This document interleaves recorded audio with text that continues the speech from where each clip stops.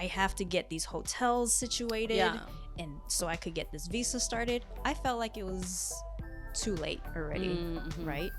But I pushed myself to do it, stressed over it, and then it comes out to be like, no, it's only like after you get the online application done, it's an easy 4 days.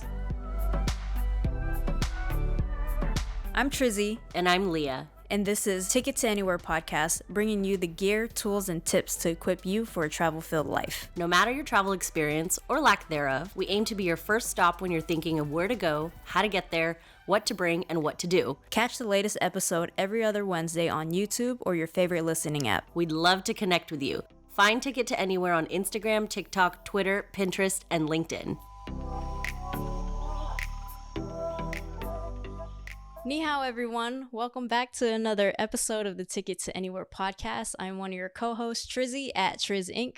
Ni hao, and I'm Leah, LA in flight. And if you can't tell by our languages, this episode is going to be about my trip to China this past April 2024. This has been a long time coming because I'm like, I've like poking her. I'm like, when are we going to record it? When are we going to record it? When are we going to record it? Yeah, and it only delayed because there's so much There's a lot part of the planning that I was like, okay, I wish I had just like written it down while I was going through it. I'm surprised you don't. I do this on like every trip, but my notes are like crazy. Okay, I definitely will have to start. Yeah, now you that. know. But like, wow. And I knew after like Trizzy about we need time to decompress. Especially there's like a 2-pronged reason she went to China, right? But you need time to decompress and then time to like regather the thoughts and like soak everything in from being back. Like. Yeah. I knew we weren't going to record for a while, but I was just like, let's do it soon. And this is actually our first time recording in studio since we've left for our big trip. So we haven't seen each other in like four months. Isn't that crazy? It's because right when she came back, I basically left like 2 weeks later. Yes. Like 10 days. Yeah. And I was gone for 5 weeks. Mm-hmm. That's wild. And then we both got, I didn't get sick. No, I did. Did I? No, I didn't get sick. She got sick. I got sick. I lost my voice, and then I got COVID, and then it's just one thing after another. Yeah. But now we're here. But here we are, and we're about to bring you probably the best episode on China I've ever heard. Hopefully. No, for real. Y'all are gonna want to stick around for this. I think this will actually inspire you to go, even if you had no plans to go. And that's what we do on Ticket to Anywhere. It's like we want to make you think about destinations you probably wouldn't have thought about prior to definitely listening to us. For sure. Yep, definitely. And this is going to be a 2-part series, so this is the first part where it's more about like planning and what it's like on land, and then the second part, which will be the next episode, will be how to travel for a race, specifically to the Great Wall of China, which was why I went there. Stop. How baller does that sound? This girl ran a half marathon on the Great Wall of China, which is literally why she went there. And the next episode right after this, in 2 weeks, will be that episode. I'm excited for that. But for now, we talk planning. Yeah. And for now, I am not drinking a Chinese coffee, unfortunately. I'm actually drinking a Highlands coffee from the can, sold out of It's a Vietnamese coffee that I buy from a Filipino store called Seafood City. I have Vietnamese heritage. My parents, they're both full Chinese, but they were born and raised in Ho Chi Minh, Vietnam. So wait, you're a third culture kid. Me? I am. Oh my gosh, you are. Why is this just clicking now? We've been trying to do a third culture kid episode for like 4 years. And I'm like, searching the interwebs. Who should we? That's true. That would be interesting. Huh. I never really thought about me as you are a third culture. You are though. Isn't that crazy? That is crazy. Yeah. Oh my gosh. There's a lot of revelations on this episode. Oh, yeah. Government names, true cultures and heritage. That's hilarious. All right. So for my tea is one of the teas that I brought back from Beijing. Oh, sweet. It's a place in like the Wafujing street, pedestrian street area. It's very popular and it's popping with a lot of people too. Okay. I'm drinking a jasmine tea from Wu Thai, and they have an amazing floral tea ice cream soft serve as well. I would love that. Leo, like Maui and I, we went 3 nights in a row It was so get the same good. thing every time. There was a matcha flavor one as another option, which was really good, but we could get that anywhere. Yeah. You can't get that floral tea here. Not that I've experienced. So if anybody knows if there's a good floral tea ice cream soft serve here in Los Angeles, then let me know. Yeah. Please DM us. For sure. Drop the name in the comments or something. Share the wealth.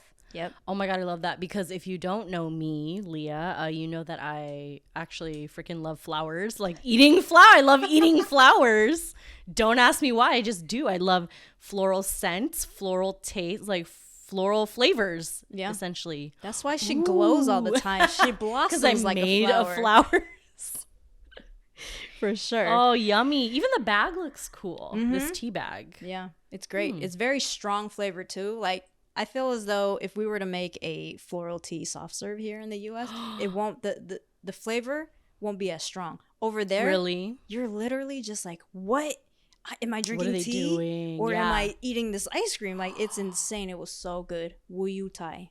Thank you for you. I feel like we just gotta like Google it. Floral tea ice cream, Los Angeles. I'm sure there's some place. There's got to be something in Chinatown. We'll look it up. Yeah. Maybe might have to travel to San Francisco for it. Don't rent a car. But cheers to China. Cheers to a great episode. Ooh, enjoy this one. Thanks. 谢谢. All right, we're going to jump into my trip to China this past April.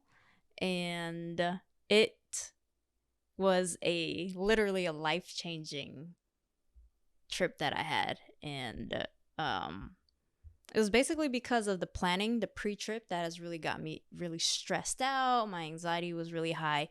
So I'm hoping the goal of this episode is to hopefully ease everybody's anxiety, stress that I had, because once I got there, I figured out I didn't need to stress out.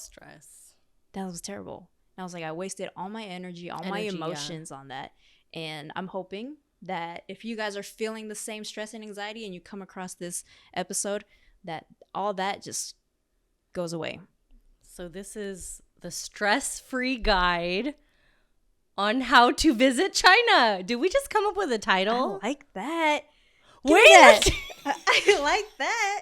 The stress-free For guide. those that don't know, we record our intro after we record like the body of the episode, and we're always struggling to pick a title.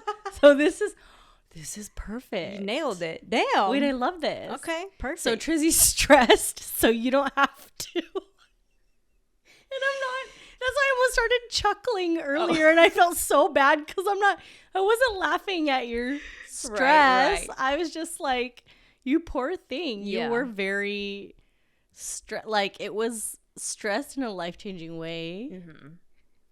It was. And the thing is, so I'm just going to break down. I am an American citizen.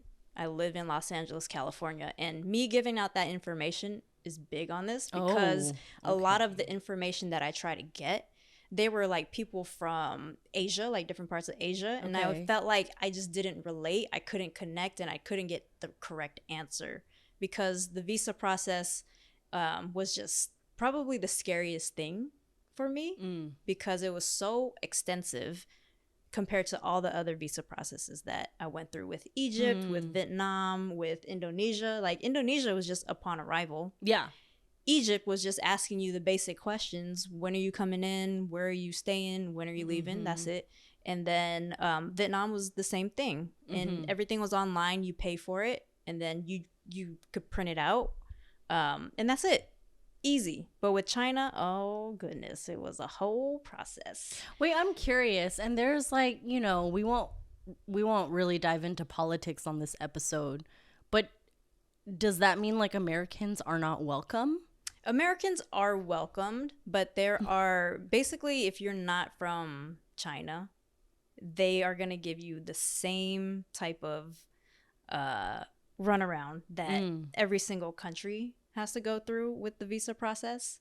I think there's certain countries in Europe that might have even a more extensive one. I don't remember which ones they are, because it didn't really relate to me. Yeah. But yeah, it was just better if I got information from an American There versus a Singaporean Of or course. somebody from Amsterdam or stuff Yeah. like that. Yeah. Trizzy's gonna be your go-to American. Your stress-free go-to American for all things China. Hopefully. And we're gonna jump into that. That's I'm excited. We hope Here you all we are go. ready for this. And this is a 2-part series. This is the first part, which we're doing right now, is just basically the planning and what to expect when you are there. The second part is the reason why I went, and it was because I ran a race on the Great Wall of China. It was one of my lifetime dreams to do, and I'm glad I accomplished it. So here we go. All right, China population 1.4 billion. And in comparison to the US only has like 330 million. And I thought US was like pretty crowded. But you go there. It's crowded here. Yeah. You go there and you realize like, oh my gosh, there's 1.4 billion people here. Insane. That's like fourth Crazy. of the world. Second most populated country. The first one is India. I did not know that. Yeah. Crazy. How many people are in India? I know that's not part of the episode. So but... India is like 1.44 and China's like 1.42 or something. So barely. Barely. Yeah. And that's just people who fill out a census. It is, right? Yes. It's just people who fill out a survey. Yeah. And speaking of, it's important to fill out census, so yes, don't miss out on that. The two major cities that I went in China were Beijing and Shanghai. So the Great Wall is more accessible at Beijing because it's more north, and there's like different parts of the Great Wall that you could access there. Shanghai, we basically went for 5 days. 2 of those days was for Disney. We had to check out the Disneyland there, which was amazing. So cool. And I'm just gonna speed through this really quick. If you're planning to do these 2 major cities in China, which I spent 2 weeks in total, go to Shanghai first, and then take the bullet train and go to Beijing, and then fly out from Beijing. What I did was Beijing, take the round trip train to Shanghai, and then back to Beijing. Why this happened was because my race day changed to the following week. So I had to rearrange some plans, and that's how it happened. First off, in the planning process, pre-trip, what I did, obviously, find the flights. Easy part, exciting part, booking flights. I flew Starlux to Taipei, and then domestically from Taipei to China was China Airlines. I love China Airlines. I love China Airlines Thank too. you. I love China Airlines. It was definitely the more expensive choice. But out of like out all of the choices. other, Okay. yeah. But because of our experience, I like it, and because they are so reliable, clean, professional, the service is great. I was like, shoot, let's just go for it. We love China Air. And the cool thing about Starlux is that you know how sometimes when you take a layover, and they will check in your bags for you if the airlines are the same. Right. So because I had to purchase these separately, the original thing to do is you claim your bags and then you have to check it in. But Starlux has a partnership with China Air. Yes. And they were like, oh, we could tag your bags all the way to Beijing for you. Yes. Do they do that for all of their partners? So we asked, and it depends on the airport. Airport city. In China or in the U.S.? I think or in everywhere. Your starting I think everywhere. Okay. I don't think it hurts to, even if it's not Starlux, I don't think it hurts to just ask, like, oh, is there a way where you can take my luggage all the way through? And they might have a partnership with it that we really don't know about. Yeah. Because I had no clue that existed. Wait, that is hot tip. Game changer. Yeah, game changer for sure. And I say it depends on the city, the airport city, because when we were in Beijing coming back, they didn't know right away like what that was. So some people aren't sure, so they had to ask like manager, they had to ask several people to see if that's even a thing. So because LA, they were probably aware of it, they were able to tag it for us with no problem. So that's great. Get them with that 1-2 Starlux China Airlines combo. For sure. Loved it. It was great. All right. So the second thing after getting the flights, looked into hotels. And this part was tough because of what they call the Great Firewall of China. So we can't really access a lot of the hotels that they have in Beijing, in Shanghai, in a lot of the major cities, let alone I had to find hotels in smaller towns outside of Beijing. So I couldn't find anything in that area. Who comes in? Destination, who we had on one of our way earlier episodes. Yeah, she was probably one of our OG first guests, for sure. One of the first like 5, I think. Yeah, she is China expert for me. Yeah, because she lived there for 5-6 years teaching English. Yeah, in Chongqing, which is another major city. Yeah, we'll link to her episode for sure. She's the coolest. She's so dope. Super cool. So I had asked her, I was like, I've never used trip.com before. I never even heard of trip.com. It sounds like 1-800-VISION. Right, yeah. Trip.com, that's some scammy stuff. Yeah. That's some sounds scammy. It's too on the nose. Why is it too on the nose? Yeah. How'd you get that name? Are you tripping? Yeah. Is that why? So I asked her, I was like, is trip.com legit? Yeah, I mean. And she was like, in China, a lot of people use it. Okay, and okay. I found out it is a Chinese company. And you better put some screenshots and B-roll of what it looks like, because I don't think I've ever been to Trip.com. It actually looks pretty legit, but it looks like messy legit. Like there's way too many information. Oh yeah, no, you know, it's too much. Yeah. So, it ended up to be very trustworthy. The reviews on the hotels that I looked into, they all had great reviews. And I was hesitant with that too, because the reviews were just locals. There was never any like from US or from and you're not Canada a local, so it means much more if it's coming from a foreigner. Yep. You know. Yeah. Yep. I also came across some reviews saying that trip.com is not good for flights. So they are third-party booking sites just like Orbitz, Expedia. And I looked around and they also have like tour excursions too. They have rental cars, flights, but I wouldn't use that for those things. I would just use it for hotels. Yeah. My experience with it, I've like every single hotel that I stayed at, and it was probably like 6 total or something. Yeah. I had great experiences, so it's legit from a US perspective, from an American perspective. Okay. I was very hesitant on that. And the typical non-Chinese third-party websites like Orbitz that we're used to, they had options, but it wasn't as much. And there wasn't a lot of information on it. Yeah. So just avoid using that. Trip.com is legit, and they have a good cashback. I think it's like a 3% cashback on Rakuten. Oh yeah, and you know we're big fans over here. You know it, big fat check. You use yours to get big fat check. I turned mine into Amex points. That's right. So yes. I didn't realize that Agoda was also a good source. Yes. I mean in Asia, Agoda is top. In general. Yeah. So wait, I also didn't know Agoda's owned by Booking.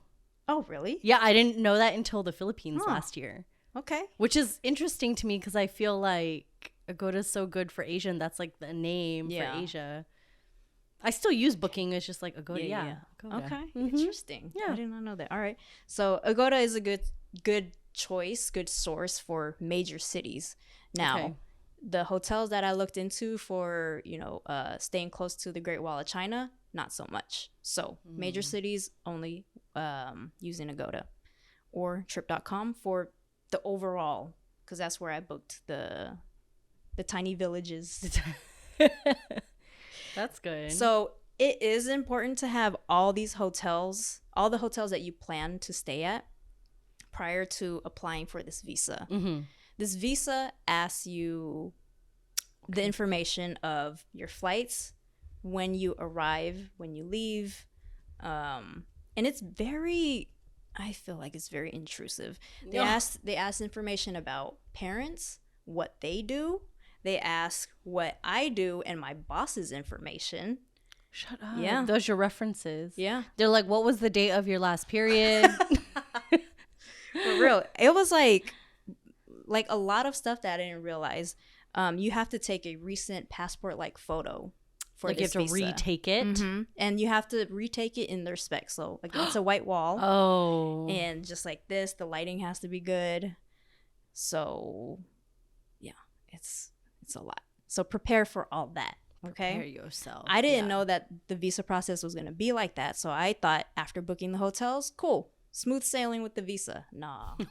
So now I have to like get my camera out. I have to make sure everything's good and stuff like that. They're very strict with matching the specifications too of that photo, because once you're online, you won't be able to go to the next page. Oh no. Yeah.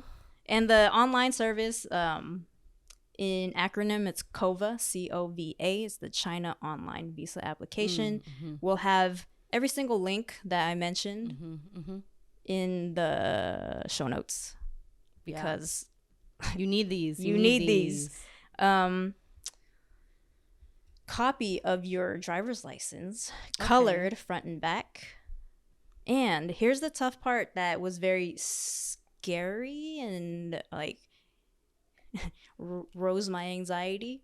They asked about marriage. So this goes back. Yeah, this goes back to our Rhino episode about traveling as a same-sex couple. Yeah. And Maui and I had to run into this, and we had to discuss like what we were planning to do. Do we lie, or do we say that we are married, and then because they're gonna ask for your spouse's name? Okay. Luckily, my name, my legal name, is very gender fluid, I would say. You know, I have... Wait, I don't even know your legal name. Tracy. Oh! I thought you meant your Chinese... Leah don't know me, okay? I thought you meant like your... Do you have a Chinese name? I do, but I don't need to use that. Oh, I thought that's what you meant by your legal name. Girl. She like... I'm like, who have I been podcasting with this whole 5 years? I was born in America, Leah. That's so funny. Oh my gosh. That's a good one. That's a good one. Well, so that is my name, and I feel like it's very gender fluid. Yeah. So we were like, just be honest. We are married. Okay. Put the names on. My name is gender fluid. They're not gonna think about anything. So we're honest on our visas. Mm-hmm. So far, no problem after submitting.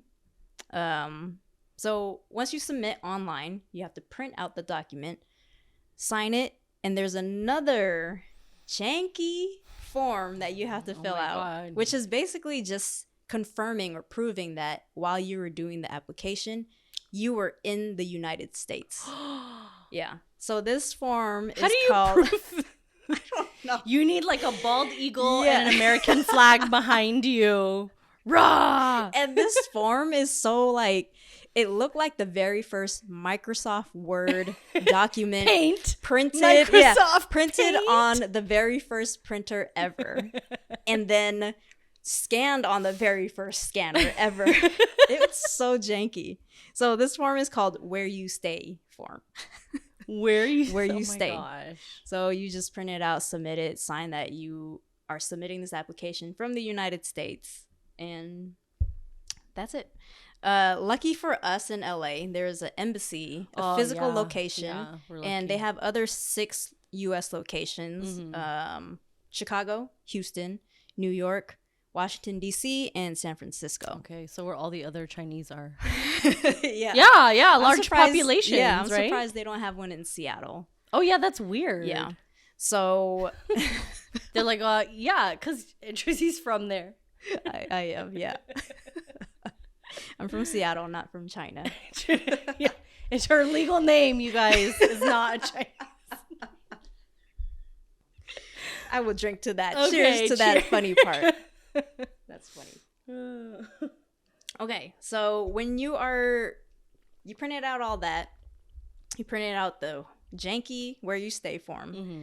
You also need proof of current residency, so a water bill, maybe internet. I don't know if internet works. I'd be like, but y'all want to pay this while you're at it too? Yeah. And when you go to the embassy in Los Angeles, it's specifically in Koreatown, not Chinatown. It's in K-Town? It's in K-Town. Yeah. Not even next to like some major domo or some generalies. None of that. K-Town. None of that. Yeah. You're going to have to submit your passport with it. So your passport, they require 2 blank pages in the passport. And if you have any amendment pages, they're not going to accept that. Like additional? Like, it's not, no. It's like if you have to adjust your name and I didn't know that this happened. So if you have to make like an adjustment to your name or birthplace, birthday, whatever, they send you like an amendment page to put at the end. They don't like that. And apparently a lot of places don't like that. I just learned after researching. So basically just get a new passport. Oh my God. Either that or just wait to go to China until your passport expires to get. Wait. When you have to renew. Those options both are very difficult options because passports are not cheap. So they're not. So, and China is not cheap either. Yeah. Once you have all that, you're at the embassy. It's a quick process. And I was struggling to realize how quick it was because I got in and out so fast after dropping it off. How long? So I put in the meter like 30 minutes. I got out in like 10 minutes. Wait, did you get everything back? No. Or you just so drop you have it to off? you drop it off and you have to go back. 10 so minutes, you drop it off. It's there's like x-rays, metal detectors, very fast process. You get a ticket, you wait for your ticket to be called. Smooth sailing, drop it off. They look through it. They give you a pink slip. Do not lose that pink slip or whatever color it is. It's a confirmation of your pickup date, which is in 4 days. 4 days? 4 days. So you go back 4 days, pick it up, you get your passport back, and the passport has a visa, which takes up the whole page on it. And the visa is 10 years. Wow, 10 years. Yeah. It's a long one. $140. Okay. So. Okay. I might go next year again, Chongqing, with my parents. Really? Yeah. Have they been? They haven't been to Chongqing, but they've been to, you should bring China. Jess Nation I know, as your guide. Yeah, because she could speak she's going to have all the spots for you. She don't know. Yeah. I know. I'm excited about that. That'd be so cool. So the visa process is done. That's wild. And that was amazing. Quick question. Yeah. Do they tell you how long it may take, like before you start the application, like anywhere online or on the visa website? No. They say no? So I thought it was gonna take a long time, and and by the time like it could take 2 months or something. Exactly. Yeah. So by the time I decided to really I have to get these hotels situated, and so I could get this visa started, I felt like it was too late already, right? But I pushed myself to do it, stressed over it, and then it comes out to be like, no, it's only like after you get the online application done, it's an easy 4 days. That's so way faster than I expected. How far in advance were you like kind of stressing about it and like, oh, I'm not going to have enough time? So the trip was April. I had booked the flights mid-January. Okay. And then I probably didn't start looking for it. So when did Maui? So like 3 months is when you booked the flights. Okay. I think early March was when it's like I a month realized, and a half. Yeah. Oh, that is late. Yeah. It was very late. Because I don't know why. I just felt like you were nervous about everything, right? Yeah. That's tough. That's crazy. And I did vlog my whole training process, and and I did mention all the difficulties that I ran through, so I'll link the playlist so you could see that. Oh my God. Wait, so were you waiting because no, I know that feeling like when you're too nervous to do something and you just like don't end up doing it. But were you thinking like, well, if this doesn't happen, I can just get my flights refunded? Like, is that how you were feeling around that time? No, I knew I wanted to make it happen. Okay. But a part of me, I think what happened was I tried to look at hotels earlier on. Okay. And I felt like I couldn't find anything. So that kind of put a damper on the energy that I had, the enthusiasm that I had. Yeah. And so I think I just like waited it out way too much. This is it. Bleak selection. Yeah. I was like so nervous because I couldn't find a lot of other information because of the firewall. So it was a part of me kind of felt like I was giving up, but there was like, don't give up. You better do this. Yeah, you got flights. Yeah, you got non-refundable flights. Non-refundable flights. You got a race. Yeah. So okay. It was So if y'all go through that, it's not as stressful. It's not. Yeah, and you have a resource here, so hit us up. Hit her up. 2 quick questions. Shanghai and Beijing, would you recommend those to beginners? Yes. Yeah? Yeah. Like you like how you did it? Yeah. You thought it was good beginner cities? I think it was really, really good beginner cities. Okay. Good. Because they are major cities, they have the infrastructure. Even though Shanghai is definitely more modern, westernized than Beijing is. But really? Beijing is the capital. Yeah. Beijing felt like I'm really in China. Oh. And Shanghai, there's like, maybe it's because we stayed in the area called the Bund, which is like along the river, along the marina and stuff. So you get like the Pearl TV tower that you probably seen on like Instagram, big tall skyscraper buildings around you. But then there's like a pocket of, old Chinese ancient buildings looking yeah. So they both handle tourists very, very well too. So okay, good. And then last question for this little section. What did you think of Starlux? Because I know they're really hyping up US to Asia. And I've been considering taking them. Every time I look at prices, they've gone up. And now they're not the cheapest one anymore. But you were able to get on a Starlux flight. So what do you think? Starlux is amazing. Woo! Yes. They are. Yeah. They definitely is worth the price that we got it from. Okay. And we also paid extra for the exit seat row. And this exit seat row wasn't like a seat that was in front of us. You're like in front of a section. Okay. So for me, because I was doing the race, I wanted to be able to get up. She went to her sprints in the aisle and run. Yeah. So she didn't miss a day, no sleep, no days off, right? No days off, even travel days, no days off. I even used people's legs as a hurdle. Yeah. Like, imagine. No, it was just like, I wanted that extra space. The food was great. Okay. They have sports themed, I don't even know what to call it. Like inside the airplane? Yeah. I think they call it a cabin. Yeah, like their luggage tags is like, there's one that's Dodgers related. And then we had like Clippers. Probably because we're flying out from LA. And I think if you were to fly out from whatever other major cities they fly out in the US, they have sport themes as well. Oh, that's kind of cool. In the plane, they randomly choose people to like give them gifts. And they chose me as one, and I got I picked out like this Dodgers trading card, or not trading card, but playing cards. Oh, cool. And I was like, this is so cool. Like random, yeah. It's like a carnival. Yeah. And like the coffee stirrers, we have one that's from Dodgers and from Clippers. I mean, they're plastic, but we're like, this is really cool, so we kept it. Oh, yeah. Very much playing into the LA theme. Yeah. I don't think they do Lakers, but so far I've only seen Dodgers and Clippers. Okay. Yeah. I'm curious, would you want to share how much you paid 3 months in advance and you thought it was a good price on Starlux? Because I feel like that price transparency would be good for people to know. Especially because 3 months is like a sweet spot to book a flight. Yeah. LA to Taipei on Starlux, round trip, we paid $940. Okay, that's very normal. Yeah. That sounds very normal. Yeah.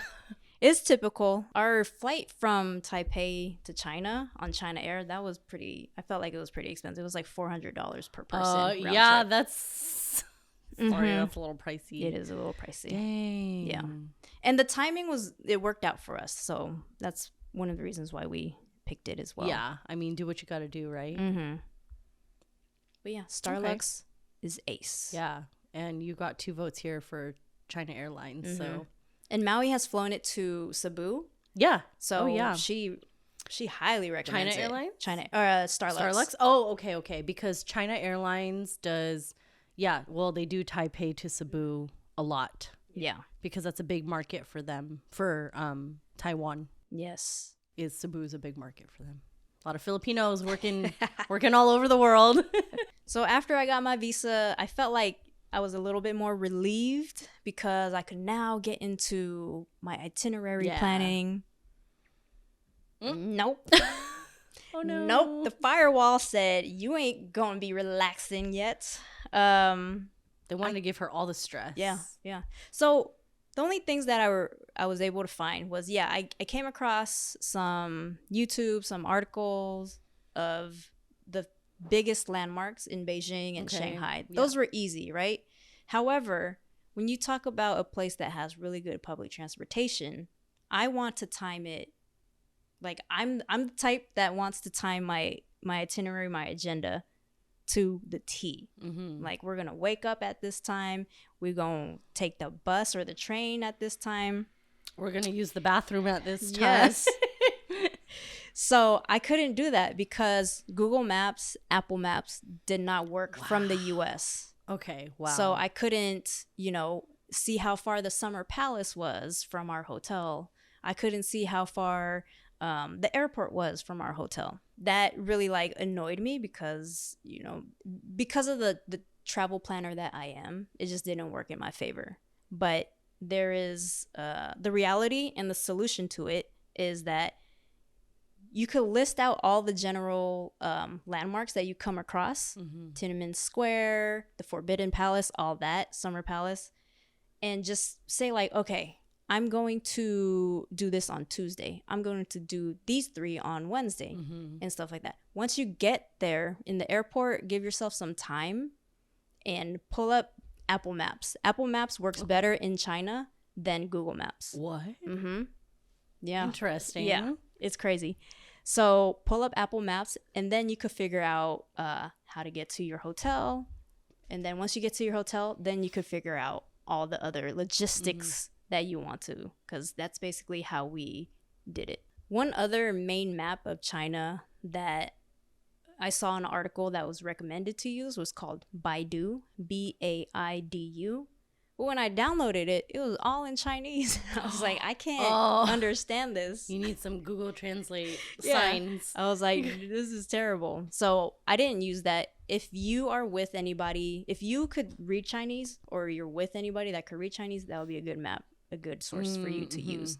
For me, Apple Maps was basically the only map that I used when I got there. No, you said it worked fully? Oh, yeah. Interesting. It worked great. But it just doesn't work in the US.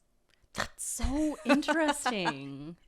Yeah. I wonder why. Yeah. Download also for public transportation, Explore Beijing and Explore Shanghai. Those are the subway system maps that will help you throughout the city. You could use that as a guide too, or you could use, and then Apple Maps is more like walking. Okay. Yeah. Some good resources. For real. Yeah.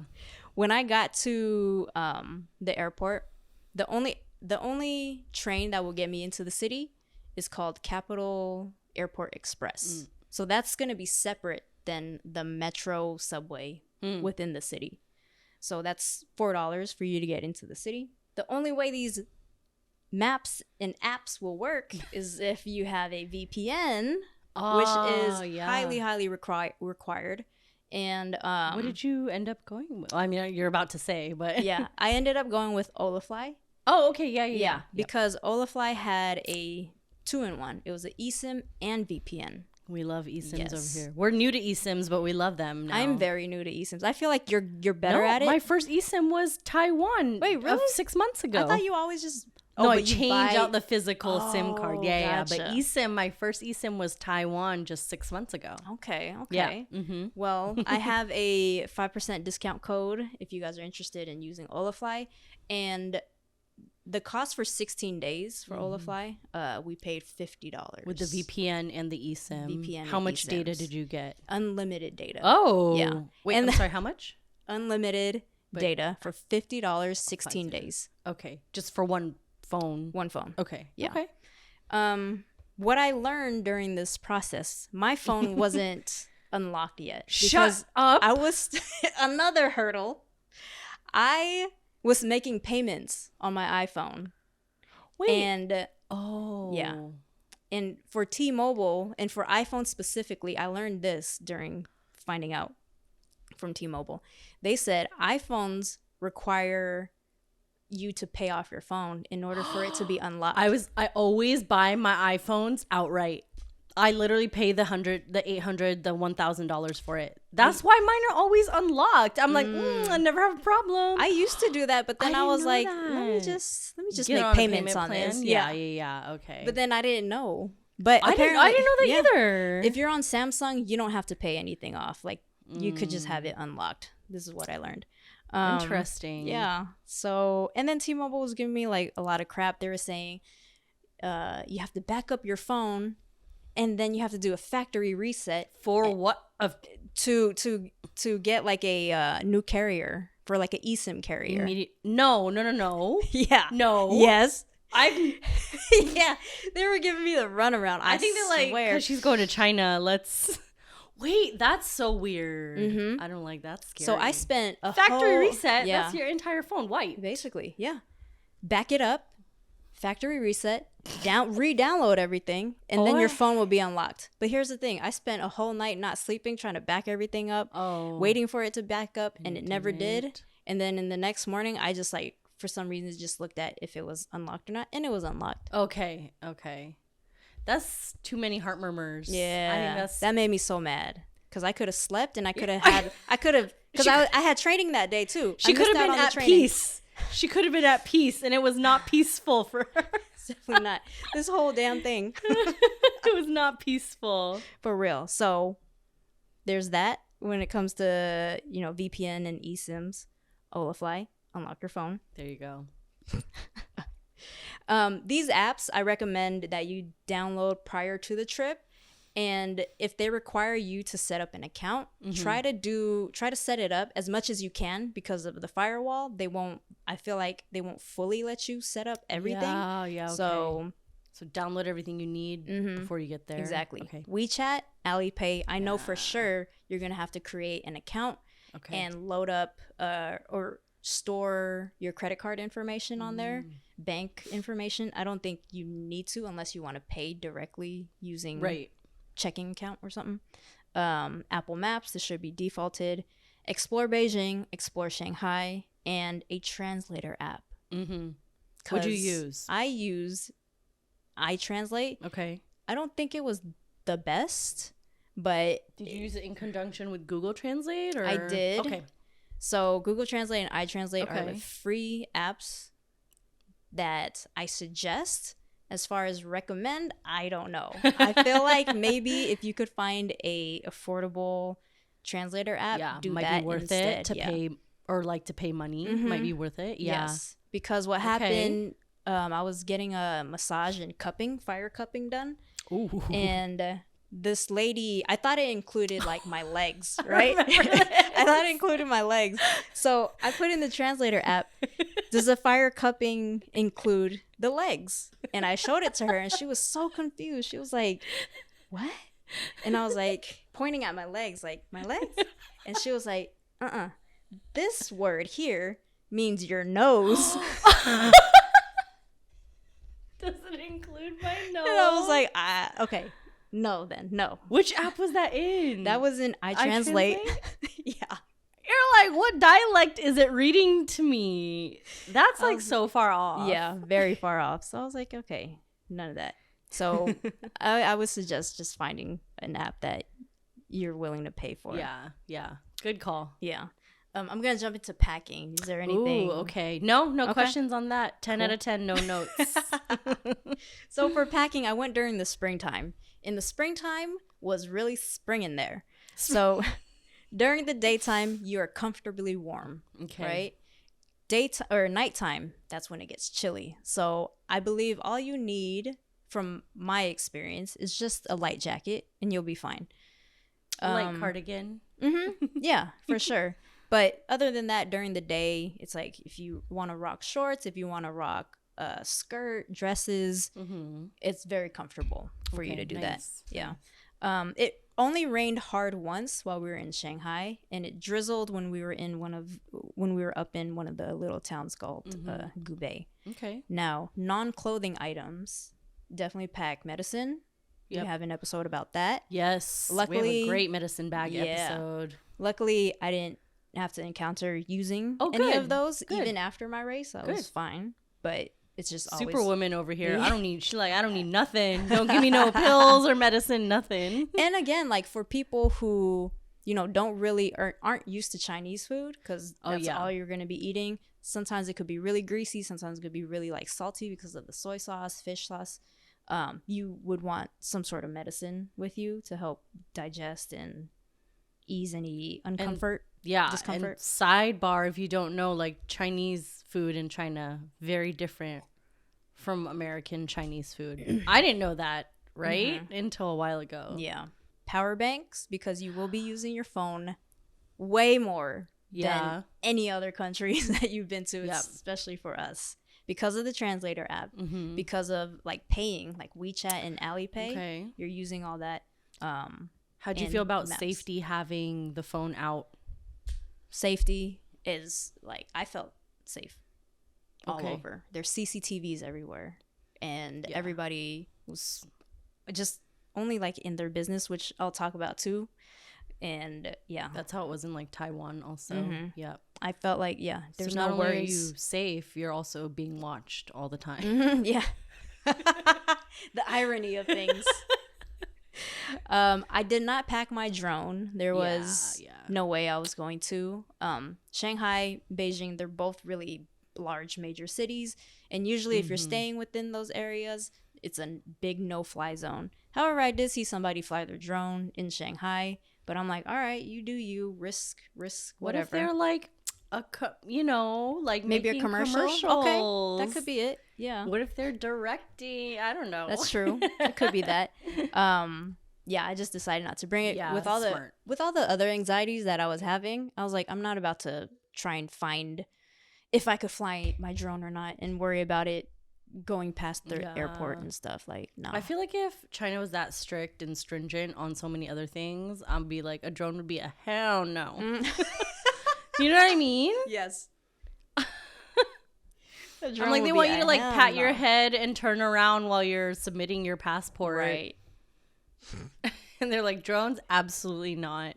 I like how you said that. Oh hell no. I just couldn't imagine. I'm going to jump into when we're there. Nice. Okay. This is the exciting part, right? So you needed all that though to get you here. For real. So if I had missed anything, if you guys have any questions, hopefully I'll be able to answer. Leave it in the comments, DM us, ticket number 2 anywhere podcast on Instagram, or our email hi@ticket2anywhere.com. All right, so we are on land now. Yeah. We made it to Beijing, y'all. As far as the border control, because we were honest on our visa about our marriage status, Maui and I did not go together. We separated and got through perfectly fine. The airport, Beijing's airport, is very clear in direction on where you need to go. Loved it. The transportation we used was the train station. Like I mentioned before, we used the Capital Airport Express going into the city. And the way we paid for it was our first dose of WeChat app. So everything literally is paid through either WeChat or AliPay. So crazy. No credit cards even? No, you store your credit card in there. It's because they want all your information. 100%. Yeah. That's wild. And I think that deters a lot of people from visiting. That's crazy. Yeah. I wouldn't have a problem with that, but I know people that would. For sure. Wow. Yeah. So wow. So you're at the kiosk, you're typing in where you need to go and how many tickets. They come up with a QR code. You use the WeChat or AliPay, scan it through, and then since your credit card is already set up, you pay it that way, and then it just comes out of the pocket for you to grab. Right? Easy. We go through, we get to where we need a transfer to disperse into the city. It's to specifically where our hotel is. Now, I thought it was going to be just as easy as it was in the airport. But within these WeChat apps and AliPay apps, there are these mini apps. And I didn't know about this. So it's like mini programs, mini apps. I didn't know about it till like later on in the trip. Also, were your apps in English? Sorry, sidebar. Or were they in Mandarin? That's a big thing. So it was a big thing. I was going to mention it, but I'll say it now. So WeChat was the main one that we were using up until we got to Shanghai. So maybe day 3. Okay. WeChat does not have a translator option. No. So it's all in Chinese. I was left fending for myself.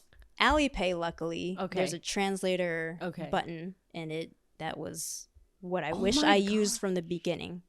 Mm-hmm. That's crazy. It's insane. That's so crazy. How did you read things then? Or would you use like Maui's phone to like translate some stuff? There were times with like the Google Translate sign. When we had time, we would do something like that, or I would like so you're lucky you had another phone. Yeah. So. Oh my gosh. Yes. There's a lot of time wasted on trying to figure out stuff. Oh. Yeah, but luckily, once we got to Shanghai, we realized AliPay is the way to go. Okay. So that helped us when we got back to Beijing. It was strictly just AliPay. Wow. Ooh, yeah. I think this episode's bringing up some feelings, like, you guys. I know. I think it's bringing up some triggers. Now I'm like, are we okay doing the rest of it? It's bringing up some triggers.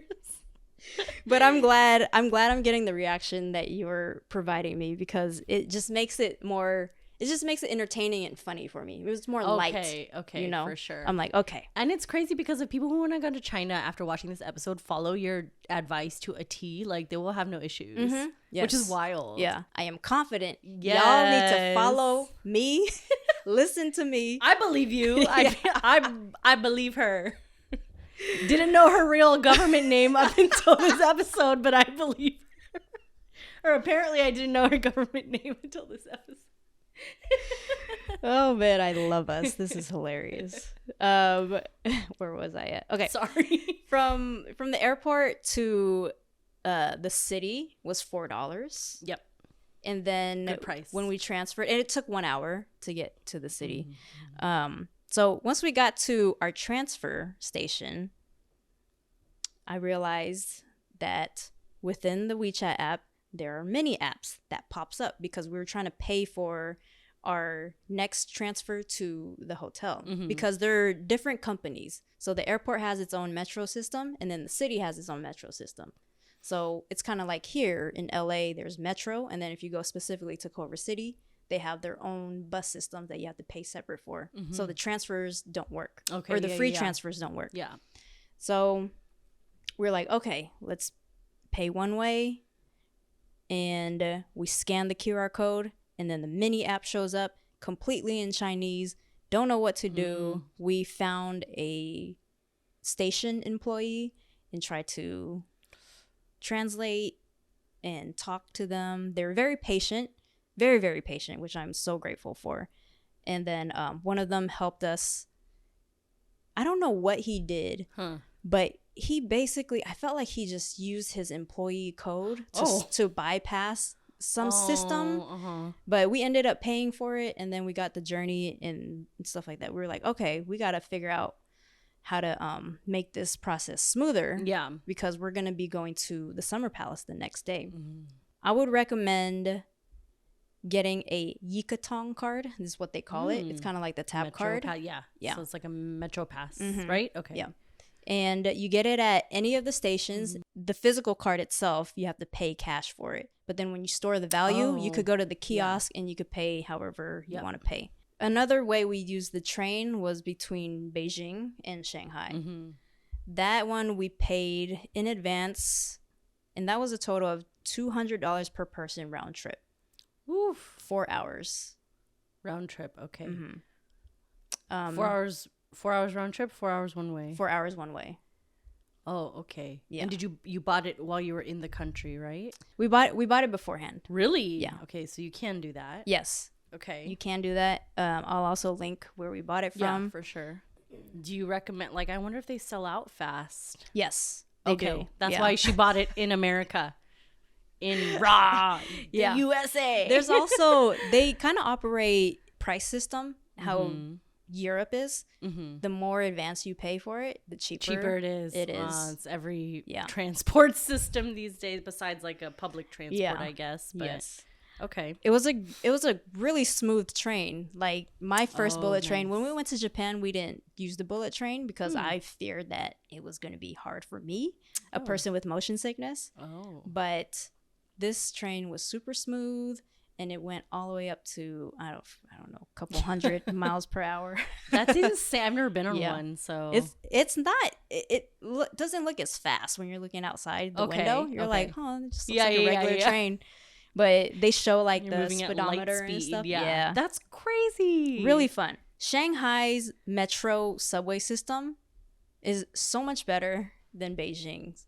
Oh, is it? Okay. Yeah. We maybe because we used AliPay, but when we used AliPay, I don't remember them asking for too many information within the app, like the mini app. Like you still have to fill out an account within the mini app for it, but it was just so simple. Another form of transportation we use was the bus, just like a regular bus, not a train. Yeah. And the only time we used this was when we were visiting the Muitin section of the Great Wall.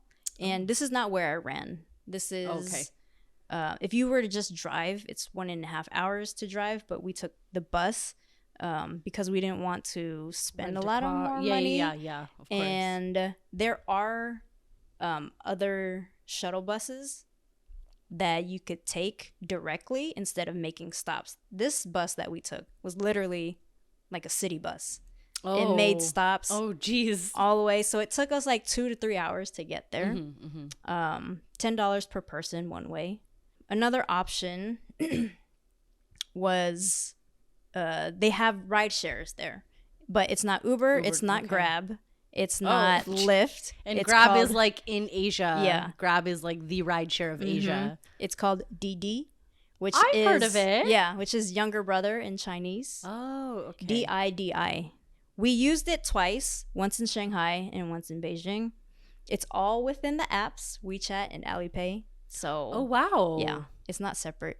Oh, wow. Yeah. Crazy, interesting. Crazy. Okay. Yeah. And if you are interested and you want to know the price from Shanghai City to like the train station, which is also where the airport is, it was about $30 for us for 30 minutes. Okay. And if you rather have like a private driver everywhere you go, I spoke to this because we did use a private driver getting to like my race area from the city. Good. Yeah. I spoke to a guy named Ricky, and he owns this blog called wildgreatwall. Super, super responsive guy. Oh, loved awesome. him. Like he was clear in instructions, clear in payment, clear in his blogs too. So like good. he was one of the main resources that I used. His blog gives you great information on transportation, on the history of different places of China, like the landmarks, and gives you hidden gems that a lot of people don't know about. That. So I will link him as well. Supporting the locals. So great guy. Now, as far as LGBT in China, luckily major cities that we went to, Beijing and Shanghai, they do have gay spaces. That's crazy. Yeah, but they're very under the radar. I thought you were going to say like literally underground. Like underground restaurants and clubs. You know, Beijing, they have an underground city. We wanted to visit there, but we were just really tired. Yeah. Yeah, but people say it's not really worth it because just think of Skid Row, but underground. Really? Yeah. Oh. Yeah. It was a bomb shelter for, I think, when they had like Russian threats or something. Oh, okay. Okay. Yeah. But yeah, the gay scene is very under the radar, but they do exist. They have communities there. And we saw a lot of like girls holding hands, but it was hard to tell if they were like together, right, or if they were just like sisters or best friends, right? So me and Maui, we took that to our advantage. So this was probably like one of the first times we got to really hold hands. You're like, let's also hold hands. Yeah. But we held hands like, you know, hand in hand rather than within the fingers. It's not that serious. It's not that serious. It's not that serious.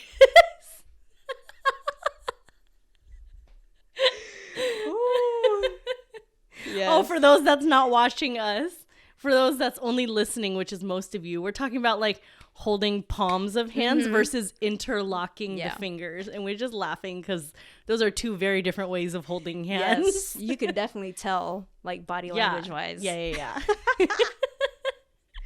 So funny. Okay. Now we're going to move on to how the people are there. Yeah, I'm curious. Language barrier. They speak Mandarin.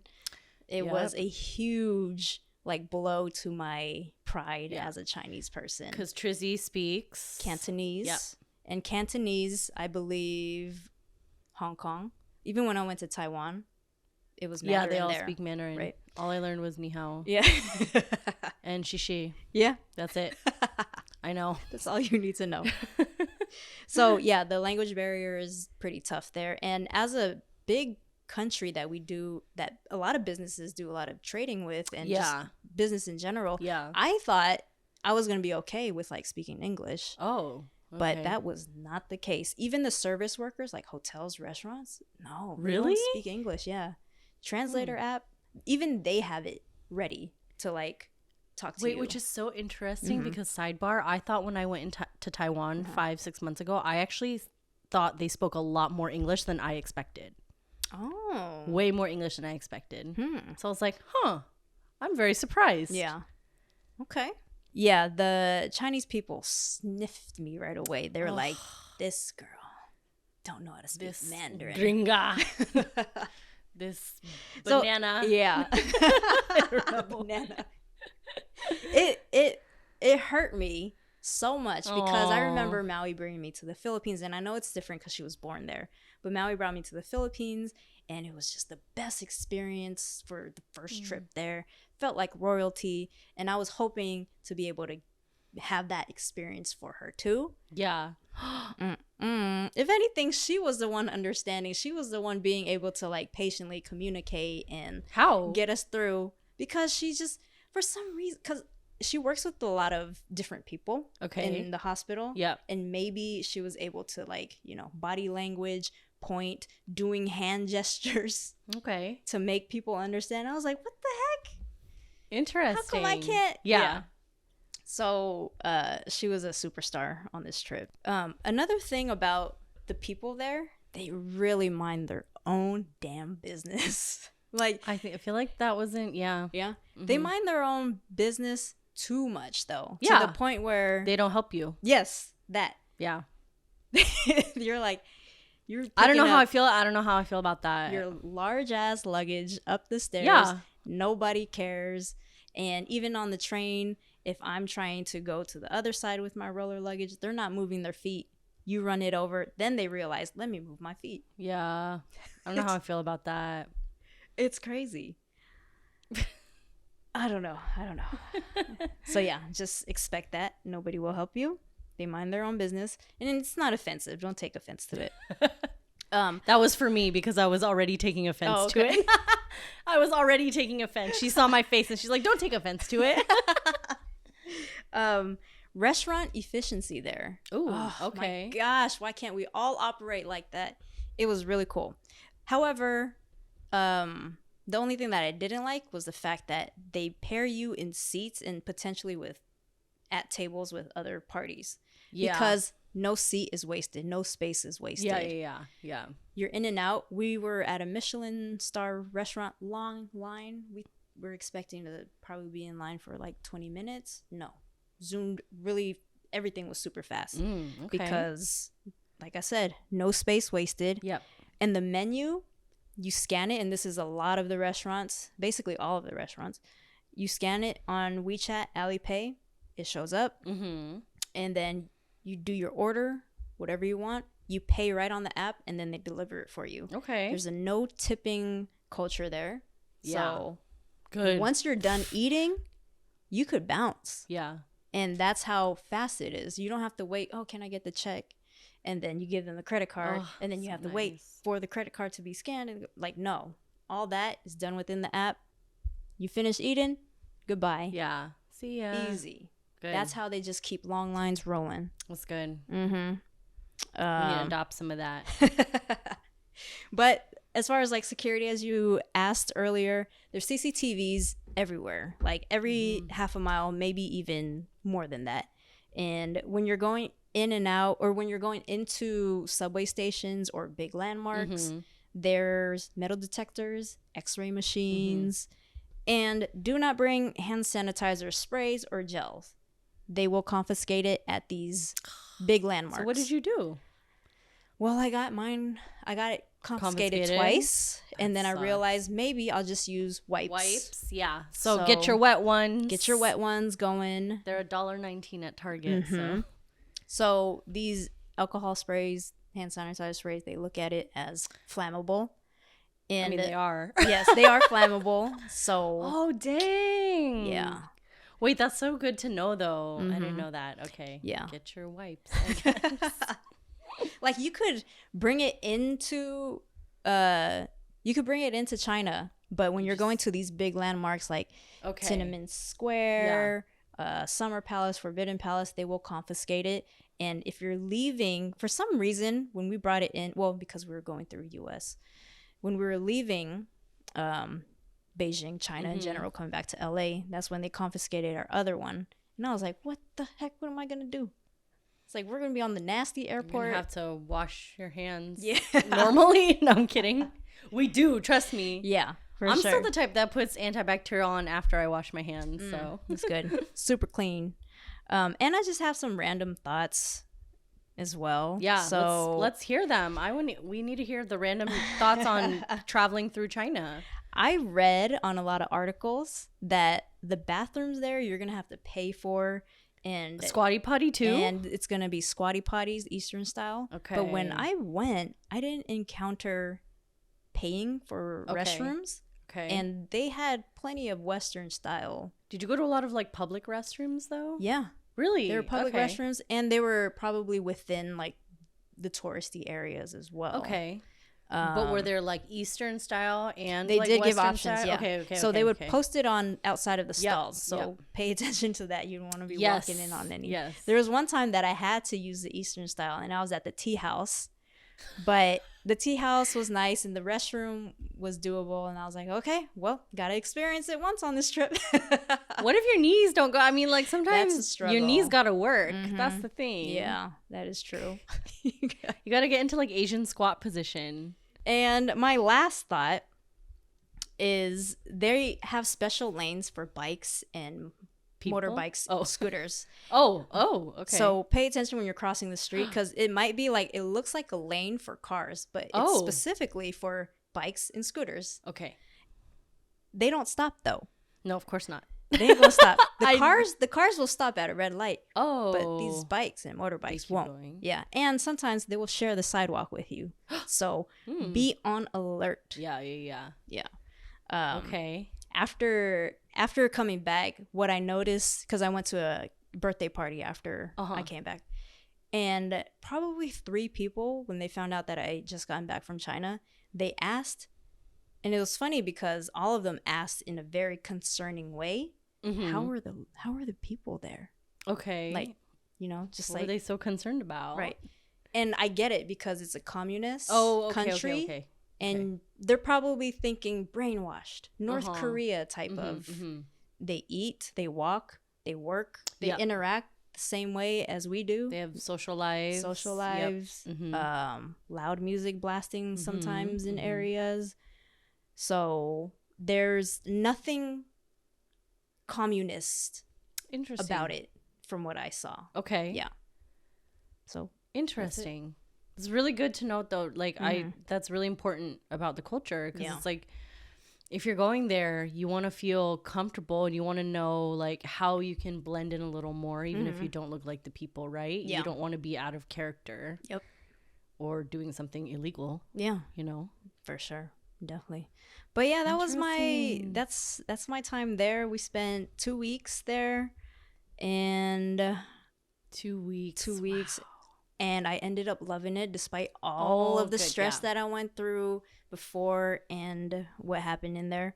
I look back on the photos and the videos that I have, and I'm like, oh, it actually really was a great time. And I would say it's definitely one of the top places. And I was proud to say that because I'm like, I didn't really think much about China in the first place besides the Great Wall. Right. That was the only reason why I would go. But now I would go to other places in China. Well, hey, Chongqing next year. Maybe I'll go. Hey, if you invite the destination, also go. I'll go. Group trip. It's a big party. Group trip. Yeah, party with my parents. Oh yeah. Wait, so I have a question. Yeah. Did you feel, as a Chinese American, did you feel connected to the culture while you were there, even though you weren't speaking the same language? Like, yes. How did you feel? There was a part of me where, so I don't like Chinese food. Like, it's not one of my favorite cuisines. When I went there, I was really like, oh my gosh, I love Chinese food. From the source. Yeah, I love Chinese food. Jianbing is life-changing. It is a breakfast, and I love breakfast. I know you love breakfast. Yeah, I'm a big breakfast fan. And it's vegetarian too.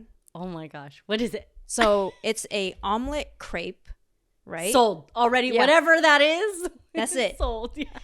So imagine me making a crepe for you. I pour in the flour. I'm spreading it, making it a circle.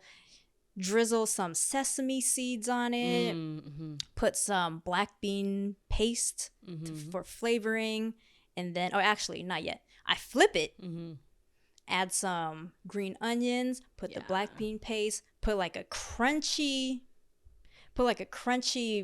form. I don't know what it was, but just say like a fried piece of bread or something. Oh, or maybe Chinese donuts. Yeah. Put it on there, and then cilantro.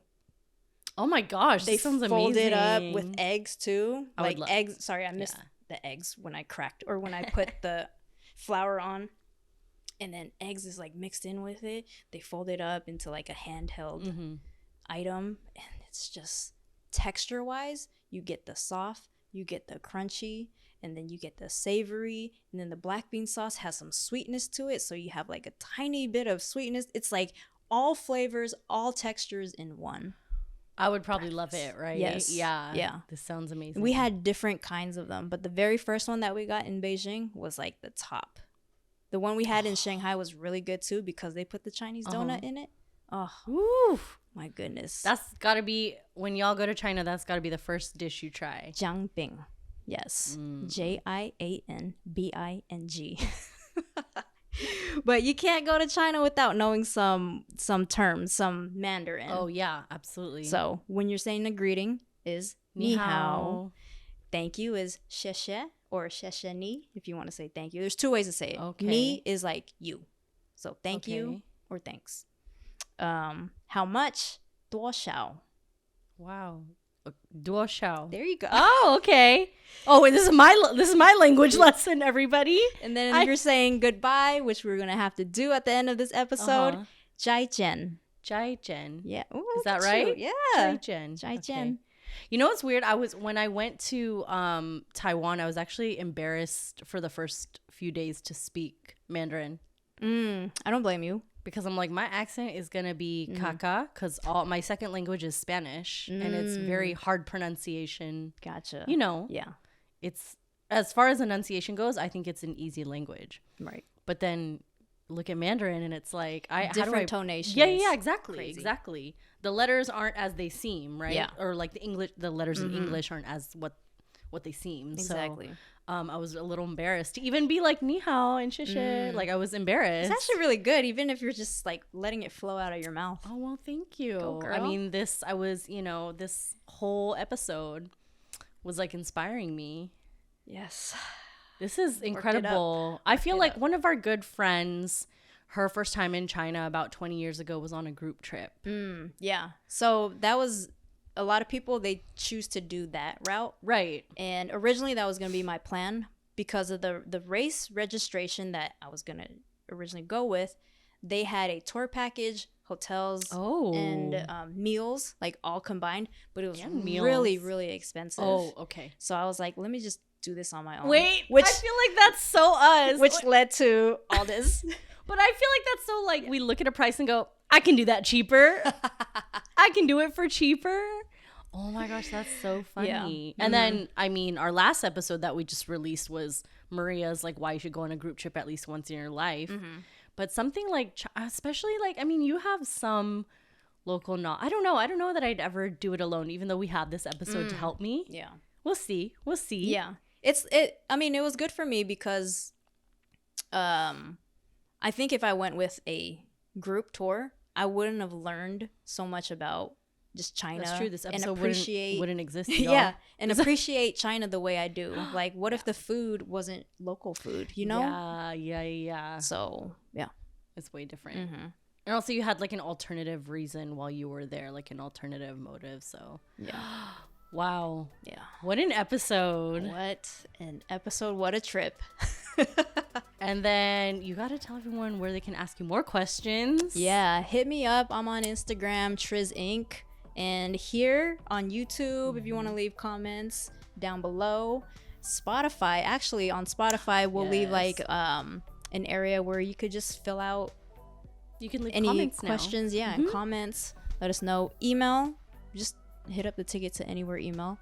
And if you want to subscribe to Maui and Trizzy's YouTube channel, we will be releasing a series of China vlogs there as well. Yes. And be really good. That will probably be a lot of great videos in detail that will like definitely supplement and go into even more detail than what we went on the podcast. Yeah, definitely. And then your own YouTube channel where you... Yeah, my own YouTube channel is just same handle as my Instagram, Trizzy Inc. So you'll be able to see how that race went. Yep, and that's also going to be part 2, the episode right after this coming out in 2 weeks. Like, I am available. She is. You all. And she wants you to have a good trip to China. Like, who wouldn't, you know? I do. Because nothing makes me feel better than just being able to help other people ease any anxiety and any stress. Stress-free guide, yo. That's sure. what this is. That's what this is. Thank you for listening. How do we say it again? 谢谢再见. Oh yeah, 谢谢. Wait. No, wait. Let's. Okay. 谢谢再见. 再见. Okay. Yeah. 谢谢 everyone. 谢谢再见. 再见.